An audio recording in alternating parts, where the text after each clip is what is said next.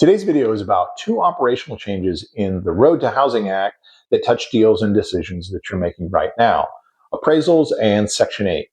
So we'll start with appraisals. If you ever had a purchase, a sale, or a refinance blow up because an appraisal came in low, you'll want to pay attention to this. The law now requires that lenders of federally backed mortgages, FHA, VA, USDA, Fannie, and Freddie, maintain a formal reconsideration of value process.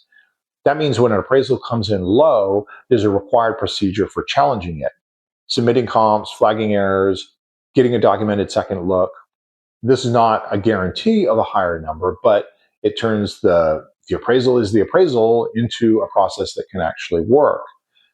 The law also addresses the appraiser shortage, creating a credentialed trainee pathway and letting certified appraisers use trainees on assignments and funding workforce development. Fewer appraiser bottlenecks should eventually mean faster, cheaper appraisals. There's even a feasibility study for a public appraisal database, which could someday give you access to appraisal level data when you're underwriting deals. So here's a practical tip. On your next refinance or sale with a low appraisal, ask the lender for their reconsideration of value procedure on day one. Come armed with your best comps. It's now their obligation to have that process. Second is Section 8, which is officially the Housing Choice Voucher Program.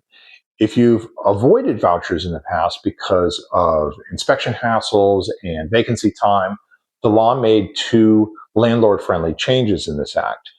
One is pre-approval inspections. If you're new to the program, you can now ask the housing authority to inspect your unit before a tenant ever applies.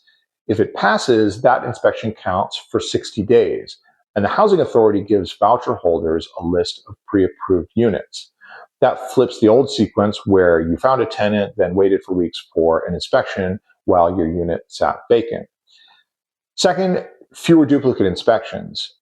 Units already inspected under other programs like tax credit properties can have that inspection count, and remote video inspections are allowed in rural areas. With rent softening in some submarkets, guaranteed government-backed rent deserves a fresh look. And these changes remove a real chunk of the friction that kept small landlords away. So the bottom line here is appeal your low appraisals and reconsider vouchers if you wrote them off years ago.